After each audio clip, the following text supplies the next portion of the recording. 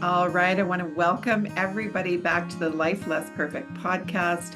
I'm your host, Shauna G, and I'm super excited to talk to my guest today. Her name is Maya Simand.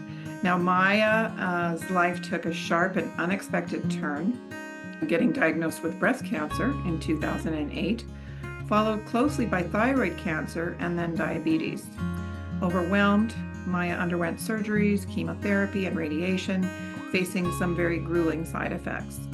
After the treatments, life seemed to become more stable, but a recurrence of metastatic cancer diagnosis shook her world once again in 2015. Struggling with fear and uncertainty, Maya chose to explore more holistic healing this time around, embracing a natural approach. Her efforts led to remarkable results. I love that. This journey has ignited her passion for helping others, empowering them to find healing and resilience through informed and compassionate care. Welcome, Maya Simand, to the Life Less Perfect podcast. Thank you so much. Pleasure to be here. I'm so excited to talk about this. So, wow, what a journey you've been on. Maybe we can just go back to 2008. I always kind of like to get in a little bit into sort of what your life was like then, and sort of looking in hindsight, of course, is 2020, but maybe where you were at, physically, mentally, emotionally, and things that might have been contributing to your dis-ease, as I like to call it. Well, I graduated nursing school back in a former Soviet Union where I was born and grew up. So by profession, I'm a nurse. And I had worked in a hospital here in the United States for 19 years. In 2000, so I've been in the medical field for a while. In 2006, my mom got sick. She got very sick. She was 59 at the time. And it took doctors about 8 months to diagnose her, and they diagnosed her with a very rare form of lymphoma that basically took her life shortly after. She passed away in the beginning of 2008. And right after she passed away, we were caring for her. Of course, there was a lot of emotion and pain involved with caring for her. And into 4 months her passing, I felt a lump in my breast, and I went to check it out. And so the test result came back positive. It was a breast cancer stage 3B that had already spread to other part of the breast and the lymph nodes. So talking about stress and talking about lifestyle, it just was ordinary lifestyle like every other female, most of females, that you go to work, you come from work. I have 3 kids, you care for your kids, your household. It's just a simple, basic lifestyle that you go through your emotion, stress, ups and downs, nothing extraordinary or unordinary. So until my mom got diagnosed, and that was a big shock. And we were very close. Losing her was very depressing. And when I got diagnosed, I kind of was still at that numb stage.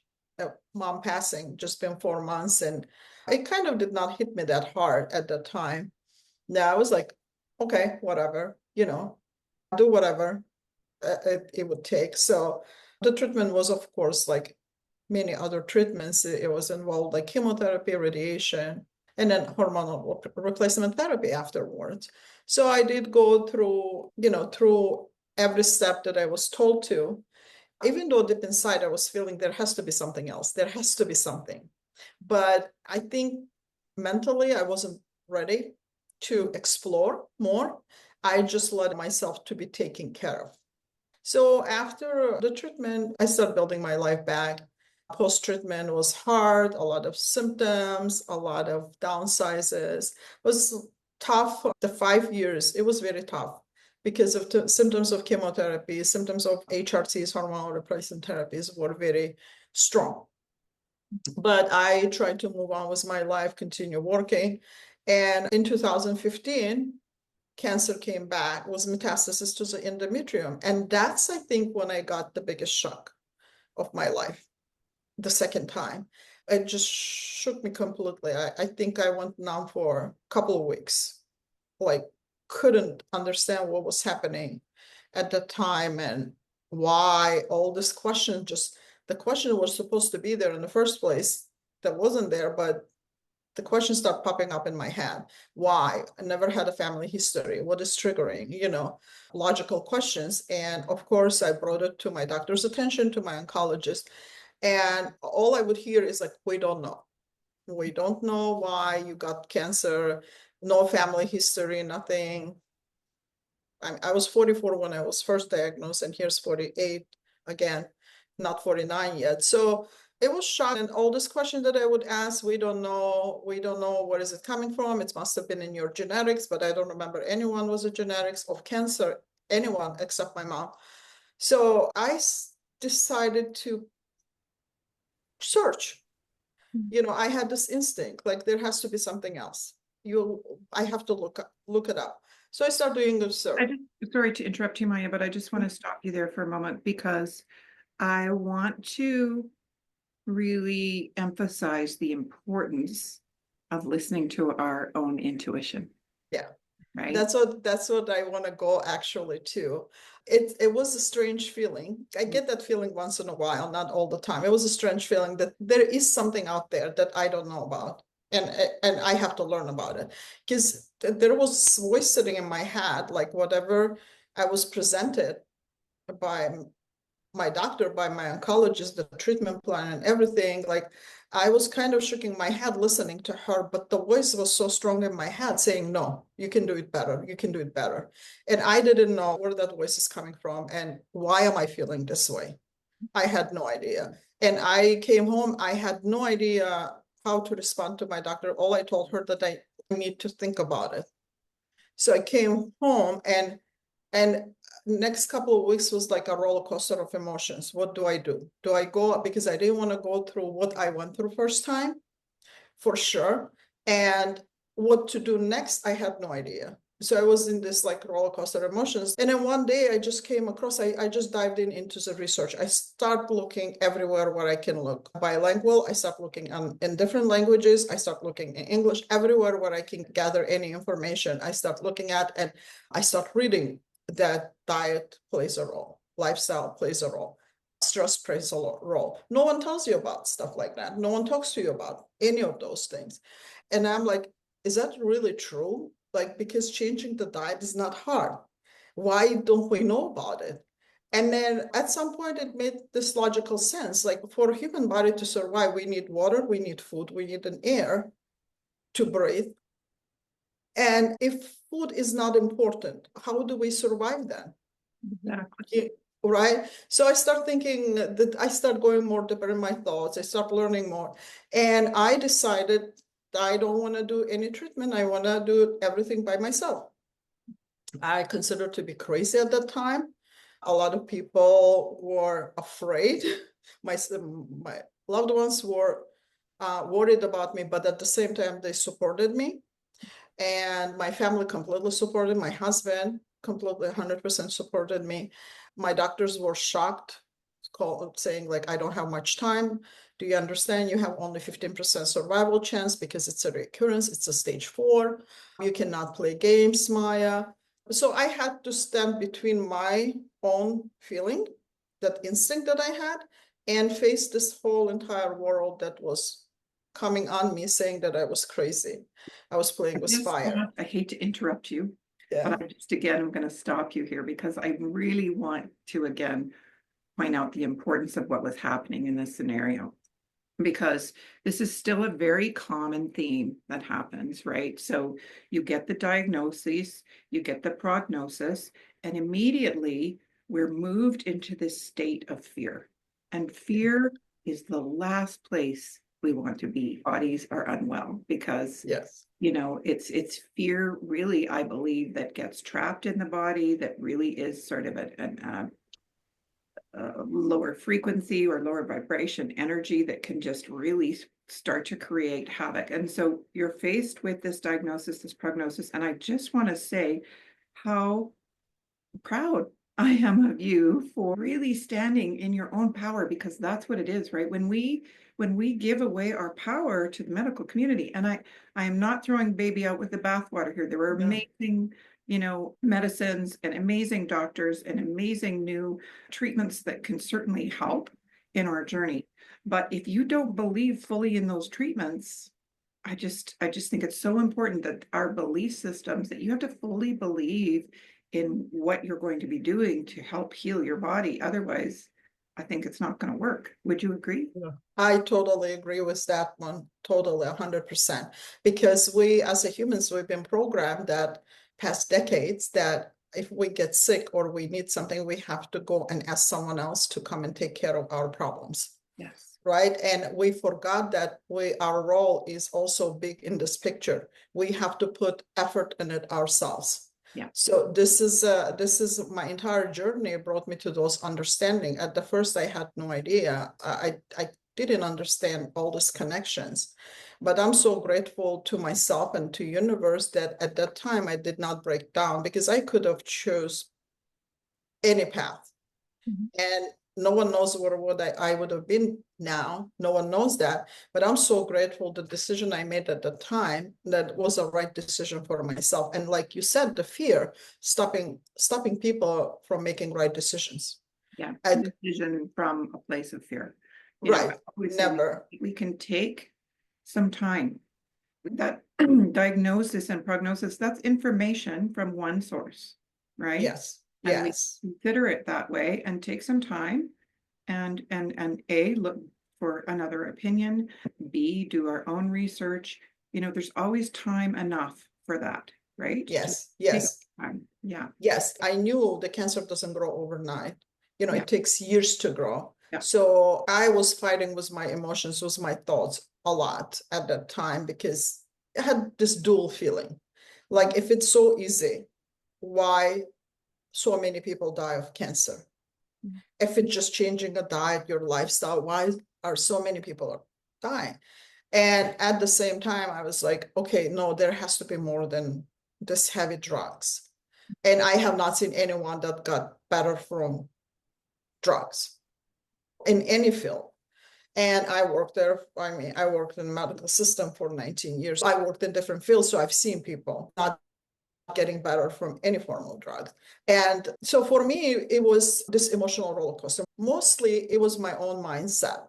Like, I was fighting with my mindset. I had no problem changing my diet and lifestyle. I would learn, I would read, and I would implement. I would learn, I would read, and I would implement.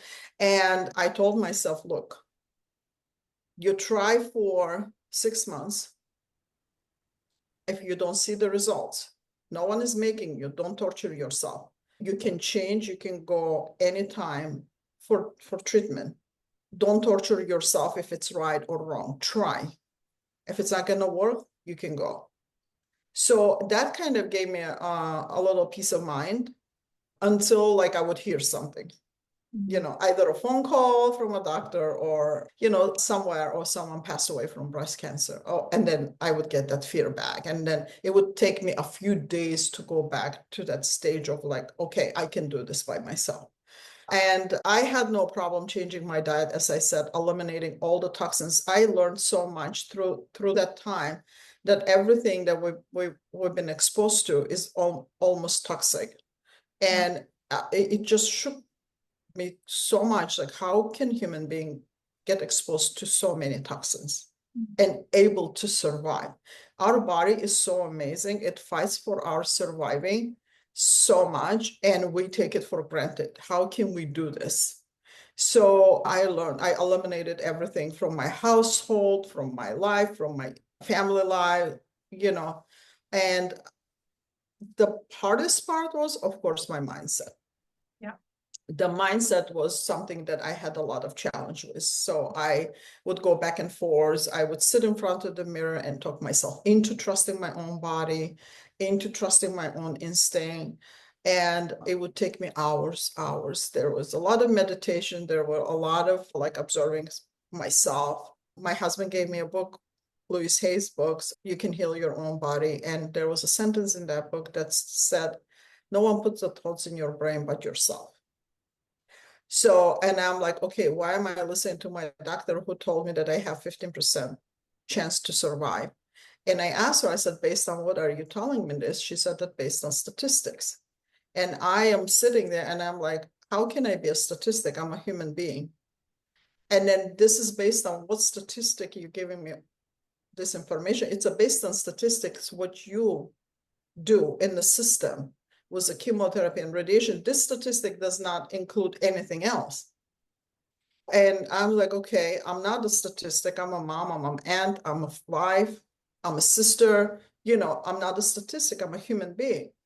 And everything would just make me go forward. It's like one of those things that if someone would tell me you're wrong, you're playing with fire, I would say, no, I'll show you. I'm gonna prove it to you. It would just give me more fire to fight, kind of like that's I love that so yeah, much because again, I just want to honor your courage at this yeah, time, because we're all up against such a force. It's such a system that's been telling us over and over and over. And the statistic, of course, would be true to a certain degree because 99% of the people hand over all of their power to the Mhm. medical community. Yes, And so what they're basically telling you is that they're failing. yes, yeah. So That yeah, amazing. You were able thank to you. just stand in the face of all of that. And this is the thing that I really love and want to get across in this podcast is again, tapping into the higher self, right? And that's how we do that is through meditation, through listening. Prayer is Yes, amazing. Prayer is how we talk to God. Meditation is how we listen, right? right, right. And, and Yes. I'm just so impressed with your story. So carry on. Oh, thank you. I'm not a person who can sit down and meditate. I just want to clear Yeah. that, like people think they have to sit down and meditate. Meditation comes in so many different forms. For me, meditation was like going in nature. I would take long walks, like quiet walks. Fortunately, we lived by forest preserve. Our backyard would just hop on a forest preserve, and I would just go there every morning at 7 o'clock, and I would take my long hour to 2 hours walks, and I would just be by myself, surrounded by nature. And I would just listen to every sound of the trees or every sound of what I've been surrounded. I was trying to be present at the moment. Yeah. So my present was, okay, here I am. Am I dying right now? No. What's going to be in the future? No one knows. So why do I have to be worried about something that does not exist at the present moment? Okay. So, and that was a most important thing for me. And I was teaching myself to listen to that more and more and doing things like, for example, I took my abnormal test result and I printed them normal, even though they were abnormal. Good for And you. I start visualizing. I can visualize in my head, but it was easier for me to see it. So I put it right by my bed every morning when I would wake up. I would just be grateful for what I see, and I would read it over and over a few times a day, and I would be so grateful for what I see. And it was those things. And people say they don't work, but they do. They do work. What you're exhibiting here is the same thing as the placebo effect, right? Yes, It's yes, the power of the mind. It's the power of the belief system. yes. It's so, so important. Amazing. I love that you Right. did. I'm going to remember that. I'm working with several clients myself right now who have a cancer diagnosis, and I'm going to tell them that print Yeah. these labs and do a little Adobe Pro and Yeah. let's make them look perfect. I love that. What a fabulous Right. idea. Yeah. Right. I tell my clients the same thing. I said, no one is prohibiting you from imagining. You can imagine craziest things in the world, Yeah. you know, and no one is gonna accuse you or judge you for those things. And your imagination would take you to a next level, to a next place. I do tell them, like, write it down or print whatever you want. How do you see yourself in 6 months from now? Print it and post it. Put it there that you can see. Because that's what I did. For me, it worked. And I would wake up because even though I had cancer at that moment, but I printed out that I don't. So like Joe Dispenza says, you bring your future into your present. Yeah. And that's what exactly I did. At that time, I had no idea who Joe Dispenza was. It was just like I was reading it. I was listening to other and trying to implement what I could. I was trying to grab everything what I could. I hear, I learn about it and implement them. Sometimes people ask me, what was your cancer protocol? I don't know what it was. It was so many different things. I cannot even point out one thing. I cannot say, was it my mindset who helped me to survive? Was it my diet who helped me to survive? Was it my lifestyle? I don't know. I think the combination of everything, right? And that's how I understood that you cannot heal a body by isolating an organ. thousand You, percent. yeah, Just like cancer in itself, it's a metabolic disease, in my opinion. yes, There are yes, it many is. contributing factors. And so when clients come to work with me, I don't treat them any differently than I do any other client. We're going to look for healing opportunities and we're going to bring those things into balance, and we're going to work on your mindset, and we're going to work Right. on your sleep, and we're going to work on this, and it's just like you said, it's never one thing. And I really, really am hopeful that medicine is moving towards a more holistic approach. I don't know if I'll see it in my lifetime that we get there, but hopefully, I think because patients are demanding it now, right? They want a more holistic approach, and to stop compartmentalizing them, Right. and it's unfortunate the way our physicians are trained. Well, um, Yes. training yourself. So, okay, Right. wonderful. Carry on. Sorry, I just get so excited. Yeah, no, I totally understand because I do the same thing with my clients when it comes to talking about nutrition, about, mindset, particularly mindset, because it was hard for me. I know how it is emotionally. Like a doctor would send me chemotherapy pills. They would send me packages home. You have to start taking. I had to fight with my doctor. I had to fight with insurance companies so they won't charge me. I'm like, I am refusing. Do you understand that? Stop sending this to me. So everything would remind me of like, you have to do this, you have to do this. They would schedule a psychiatrist appointment because they thought I'm depressed, I don't want to do anything. The doctor's office would call me, you have an appointment tomorrow with such and such a doctor. I'm like, who said that? They said, oh, your doctor made an appointment for you. You have to see the psychiatrist or psychologist. No, I don't. I don't. Stop making decisions for me. It's very important to understand not to let other people's words to get into you and make that your life. That is the most important part. And To how have we gotten to such a place of disempowerment where those types of professionals can make those decisions for us? Like, this is mind-boggling to me. So yeah, again, for you to have the courage and the fortitude and the strength to stand in the face of that, I don't know many people today, even with all the information that's available, that would be able to overcome that. So again, kudos to you. thank you. It was hard. I'm not saying it was hard. I think the other thing is my husband also was on the same page with me, Mhm. and he supported me 100%. And it was easier for me. Maybe it would have been hard if I would have not have that support, but he said that whatever you're gonna do and the diet you're gonna be on, I'm gonna be on with you. Yeah. So it was like a lot of juicing. I mean, wood grass would grow everywhere in my living room, dining room, it Mhm. would be everywhere. And there was a lot of things I learned, like, okay, this type of diet did not work. I got to switch to something else. So I would constantly switch my diet until I felt it. I felt it, okay, this is it. This is what I need. And in comparison to the conventional treatment, this holistic treatment that I was doing all by myself, like with the chemotherapy, every session of chemotherapy, my health would just decline Yeah. all the way, like, losing my hair, my eyebrows, my eyelashes, everything. My skin looked, I mean, it was horrible, like overgrow candida, fungi, horrible. But with this holistic approach is like every week I felt like more energized, more powerful. It's like going back into that body that I forgot exists.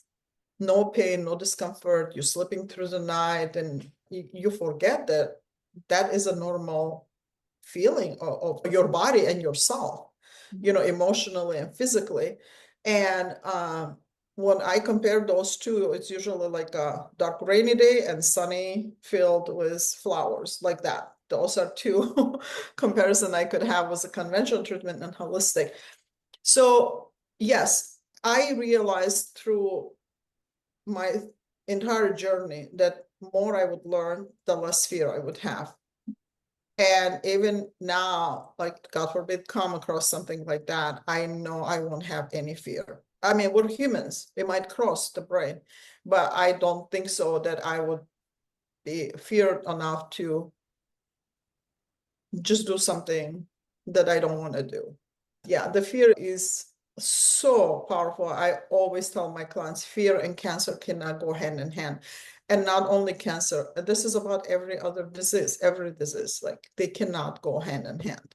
And I learned that our body is such a fascinating system or machine that we got. It heals itself. And all it's asked just to give what it needs. Yep.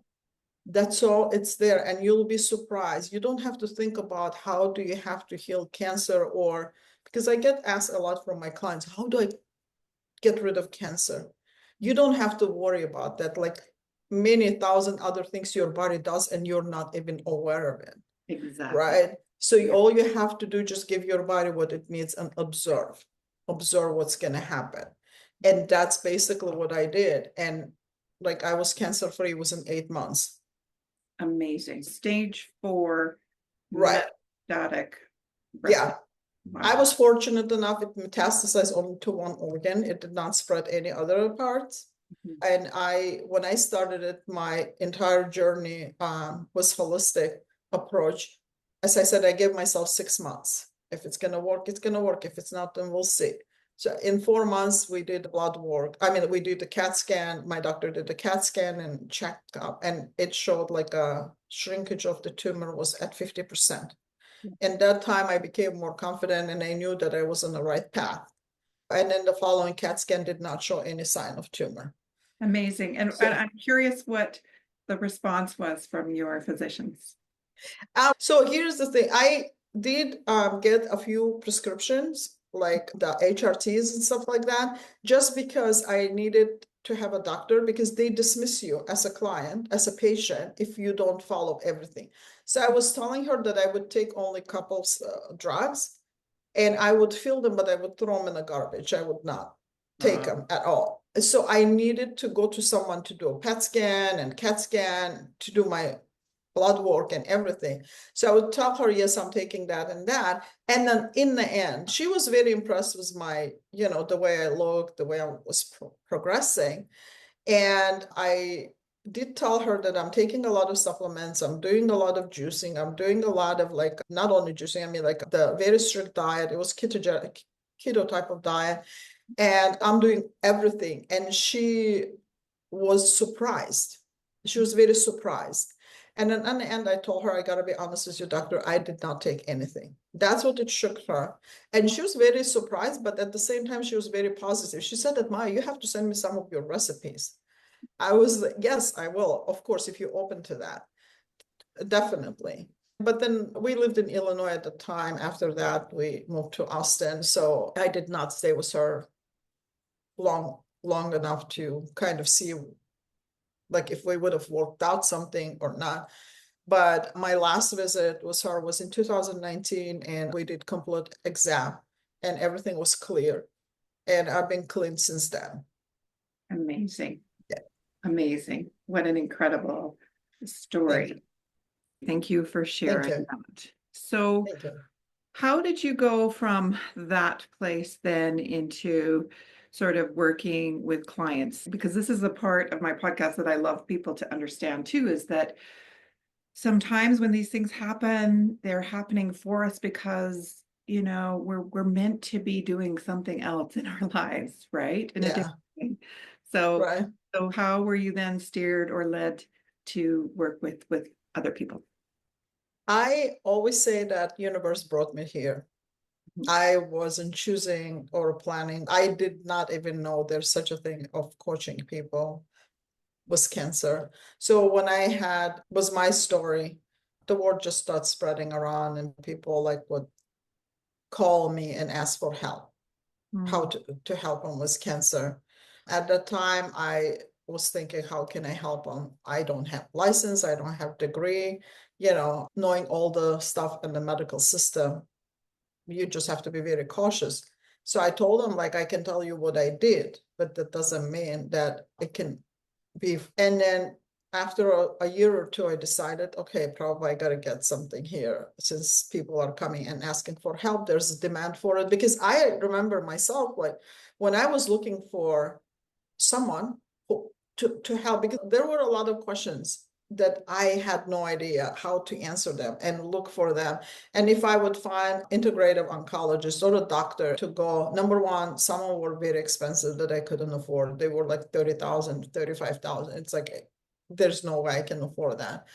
And the second, like if I would go for just a consultation for someone tell me, okay, you're doing the right thing, you're not doing the right thing, or anything like that. The answer I would get is like, we don't know, go talk to your oncologist.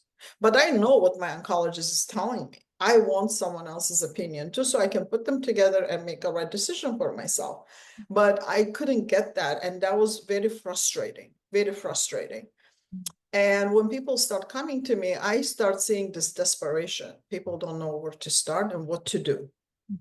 They want to do something, but they don't know what. And through my journey, one thing I understood, like it's like you taking such a big role in your own healing. It's like 99.9% is you who does the job. Yeah. No one else. It's no medical system. It's not a nurse. It's not a doctor. It's you.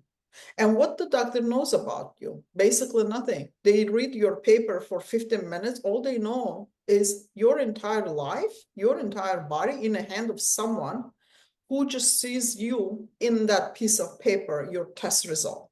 Yeah. Nothing else. Yeah. Nothing And else. that, I'm just going to say, is exactly what they're trained to do. Treat your test results. Yeah. And how did we come to the stage when we trust that? How can we trust that when the doctor does not spend more than 15, 20 minutes, not even 20 anymore, with you? I needed to talk to someone and I couldn't find that person to sit down and talk and just say, like, you know, this is what I'm experiencing. No one knows your body better than you do. You know your own body. You wake up with a headache, you know you have a headache. How can you explain to someone what kind of headache do you have? Exactly. They would not still know about it, even though they have a degree or the tag behind their names. They still don't know what you're experiencing. The only person who knows that, it's you. Yeah. So what So they're trained to do is to say, here is a pharmaceutical to take away the symptom. right, Mostly in terms of chronic disease anyway. And, you know, when it's something more serious like cancer, well, then we burn it and cut it out, like poison it. exactly. That's And it. I told my clients, removing an organ does not prevent cancer from coming back. That's exactly what I experienced. I had mastectomy, and that did not stop cancer from coming back. I had everything what they told me to. And because root cause never gets addressed, why the cancer is there in the first place. And then no one talks to you, you know, removing breast for female is so, I don't know, it's painful. And emotions that I went through afterwards weren't easy either. You know, I did not feel like a complete female, complete woman anymore. There was part of my body were missing, and that did not make me feel comfortable. It took me years to learn to live with it. No one would talk to you about it. No one would say there's a danger in implants. Yeah. I totally Right. understand that my mother is a breast cancer survivor. I consider her to be a survivor of the allopathic healthcare system, but Yeah. she again, same thing, mastectomy. And I remember her, I felt so sad for her at that time. And back in that time, I knew nothing about this. I had no idea. I mean, I was just Right. starting on my own kind of a healing journey back then. And certainly I know now as a woman, you know, like I'm on hormone replacement. I'm just about 60, but I'm on bioidentical hormone replacement, which I know is beneficial for me. But I still get, you know, sort of looks from mainstream medicine. Like, what are you doing on hormone replacement? Your mother had breast cancer. And it's like, well, Right. you know, my mother had breast cancer because she was on synthetic hormone replacement. Right. Right. She had had elevated liver enzymes for years. No one talked to her about that. They were giving her Right. all kinds of prescription medications that were affecting those liver enzymes. I mean, I see it all so clearly now, and sort of, you know, from an energetic perspective, where she sort of living in this place of fear most of her life.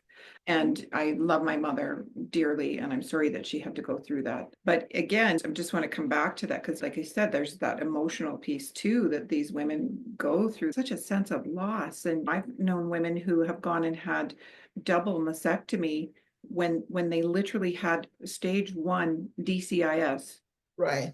And which which is not, doesn't consider to be a cancer even. I know so much loss there. Okay, sorry, carry on. No, that's fine. I totally agree with that. And as someone who experienced all of those things, emotionally, it's not easy, but you have to learn how to move on with your life instead of feeling guilty and instead of having this pain. You have to learn how to move on with your life. You have to learn how to live with it and continue Yeah, living, and post chemotherapy, rebuilding your body with overgrowth of candida, digestive problems, everything, the damage that get caused by drugs, that I think people are so afraid to die from cancer that they choosing a path to die faster yeah, from the fear, and I'm not bringing medical system down at all, because we have a great system when it comes to emergencies. They do save exactly. people's life. I, bow my hat to those doctors, truly fight for people's lives. But when it comes to chronic conditions, we're failing completely, the system completely failing. And that's why the diseases are keep growing by exposed to toxic world instead of teaching people, like, look at your diet, let's see what we can change. And that's what, when I start thinking about everything, that how I needed someone to talk to, beside my sisters, of course, beside my brother, I wanted someone else to listen to me. And it was so hard to find people. And I decided to go and learn about coaching. So, and went and took courses, about 2.5 years. I took the courses. At the same time, people would come and ask for help. And then I worked and I went through the courses. And now I do coach people, most of us cancer. And that's what I see when people come to me, they're lost. They don't know where to start, how to start, what to do, because no one talks to them. No Exactly. one. And I Yeah, just want to be clear. I'm yeah, also not against doctors or physicians. I mean, like I said, there's right, some amazing treatments. And yeah, if you get in a car accident, I mean, those people will put you back together and save your life. right. Honestly, it's not their fault even. It's such a systemic Yeah, problem in the way that they're trained and how our government regulatory bodies are captured by big corporations. It's just a systemic issue. I live in Canada, but I'm really right, hoping for Bobby Kennedy and the work he's hopefully going to get done. Um, right. Current administration, and all politics aside, I'm excited that hopefully he can get in there and make some very much needed change. I So hope so too. I would say it's going to benefit not only USA, it's going to benefit entire world, agreed. other countries too, Yeah. because I do get sometimes, once in a while, I do get clients from overseas, Mhm. from different regions. And when I hear them, the system is the same basically everywhere. Yeah. Yeah. It doesn't really matter where you're at, but the system is the same. And when my clients come to me, the first thing that I see, this big fear in Yeah. them, Yeah. the fear, and they just want to sit down and talk to someone. I Mhm. spend sometimes 2 hours talking to my clients because they just want to express themselves. And I know how important it is. I know, like, you want someone just to listen to you. And it takes so much off of your body, off of your mind, just because someone listening, especially someone who's been there before. So yeah, I think for me, cancer was kind of a blessing, because if I would have not gotten a cancer, I don't think I would have changed. Maybe, I don't know, but I doubt it, and learned as much as I've learned. It basically opened a door to a completely different life for me. And it changed me completely. And because of that, it changed so many people around me, my family, immediate family, my friends. So many people had changed just because of the experience that I had in Yeah. my life. And that's why I said, like, just universe brought me here. I did not choose to be a coach. I didn't even think that there was such a thing like a coach before cancer. And I love every moment of it, what I do right now, every moment of it. I couldn't agree more. I really am passionate about my work as well. And I think that's, like you said, the first thing that people need to hear, want to hear. Again, just someone to listen, to actually hear them and Yeah, to help allay their fears and help move them out of that place of fear into a place of empowerment, and knowing that there are steps they can do, that they are actually 100% responsible and able to take control of their healing. Yes. We don't realize the power we have. Exactly. We don't realize that. And we just let it go. Some people don't even want to try the power they have within themselves. And that's sad. To me, that's very sad. That power seems like been taken away from them. It's just basically psychological game that's been taken away from people. But they're capable. All they have to do is just be mindful and at least give it a try and see where they're gonna go with it. Really, what do you have to lose? I mean, at a stage 4 cancer diagnosis, to take a little time, Right. and maybe see what your body can do. I mean, I just am always blown away at what people can accomplish and achieve, and you're a living, breathing example of that. Yeah. So I'm just so thrilled that you were able to come and tell me about your journey. So Thank you. I want to talk a little bit now about your work with clients and where people can find you, and let's just start there. Okay. I work with clients. So because of my type of work, I do one-on-one. Mhm. I don't do group sessions because I think every cancer client need that, especially in such a hard time of their life. They need that someone to talk to and to help them through, understanding their own body. And I teach my clients to understand what the physiology we have. It's not about just coaching them, do this, or let's try this, let's do this. No, let's see what your body is all about. Let's see what your body can do. Let's see what your digestive system is like. And why do we have to pay attention to your digestive? Why do we have to pay attention to your sleep? Why do we have to focus? Let me teach you about sleep. Every part I go through, I teach them so they would understand. So tomorrow, when they stop working with me, they would know what to do. Not panic, not like, trying to find another person, but they know where they're at and then just start from there. So that's how I work with my clients, mostly cancer clients, but I'm not limited. I do have people with autoimmune disorders also I work with.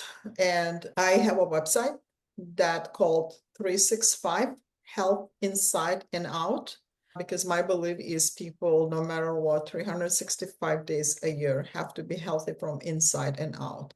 That means that whatever you put outside of your body, whether what you put on your body or what you breathe around you, what you surround yourself with, what kind of energy you're with, everything matters. And inside is, of course, how you take care of your inside. So that's the name of my business. I'm on Instagram, I'm on X, and what else? I have a Facebook page, and that's my website. Yeah. Beautiful. So say that again. 365 Health Inside and Out. What a great name. I love it. And Maya, just one last question for you before I let you go. If you were someone facing a cancer diagnosis, say you just got told, that you have this diagnosis and possibly a prognosis, what would you advise people to do first and foremost in that moment? First and foremost, I would recommend them not to rush into any decisions on the spot, because it's a tactic of the system to trick you. Is if you're not going to start the treatment right now, almost all of them. I'm not saying every treatment, no, every diagnosis, no, but most of the diagnosis, you can wait a month or two and do your research and learn about it. Get second opinion. If you need to get third opinion, get third opinion. But do not rush into the decision of making that rational decision making. Okay, let's start the chemo and radiation right now. You have time to go home, to sit down, to go through, put your mind together without the fear, logically thinking, knowing, and then make a decision after. I would agree Yeah. 100%. And never hesitate to take time to get a second opinion, to look at different alternative treatments and services like yourself, like myself, and look for integrative medicine, functional medicine, holistic health coaching. There's all these different branches now, but find someone that you resonate with and that you feel connection with, and more importantly, that helps you feel empowered. And like you said, is not just telling you what to do, but teaching you, right? That's a big part of my Right, program, is teaching my clients. It's not about just getting well today, it's about staying well into the future. So right. understanding their own bodies, their own stresses and stressors, and the things that they can certainly take control of. And don't be afraid asking questions. You know, where people are afraid of asking doctors question. They don't feel like they have a right to ask a question. You do have all the rights because you are hiring someone to take care of your health, your body. And you have all rights to ask all the questions that you would like to ask, and ask for science behind it. Ask everything. Don't be afraid. And another thing, that chemo and radiation, your body is not depletion of chemo or radiation that develop cancer. Your body is depletion of other things, definitely not chemo or radiation, depletion of nutrients, depletion of lifestyle, the positive mindset, love, it depletion all of those things before it comes to any drugs. So that would be my recommendation for people who would just get diagnosed with cancer. Beautiful, brilliant, brilliant advice. And like you said, cancer is not a deficiency in chemotherapy drugs. That's for Yeah, sure. no, totally not. I love that. Yes, take control, take time, ask questions, find someone to help you. And I know there was a woman I talked to recently on a podcast. She had a type of Hodgkin's lymphoma that I believe chemotherapy was very effective for that particular type of cancer. But she will tell you that the entire time she was in treatment or getting any scans, that she was constantly telling her body that it was healthy and well and it was healing and it was perfect, and she would visualize her cells being healthy and all of these things. And so she had a very quick response too. Her doctors were quite surprised. And again, it doesn't have to be one thing. You have to, first and foremost, I think, really believe in your treatment and believe in your therapy and Right. believe in the ability of your own body to heal itself first. Yes, I agree 100%. And I tell my client that if you choose to do conventional treatment, even though going for treatment that morning, you pray and you be grateful that you have something that is going to heal your body. Yeah. And you're grateful for that. Don't go with a fear. Oh, I don't know if it's going to help me or not. Oh, I wish, I hope it's going to do the magic. Don't hope, don't wish. Be grateful for. Be No, grateful for what you're going to. And it's like, be grateful at the moment that you're getting something that it's going to heal your body. So even that placebo is going to do its job. amazing. Well, Yeah. Maya, I just want to thank you so much for joining me today. I know we could probably talk for hours. Yeah. I want to Thank you so respect much for your having me. time. So Yeah. thank you again, and stay well. Thank you so much for having me.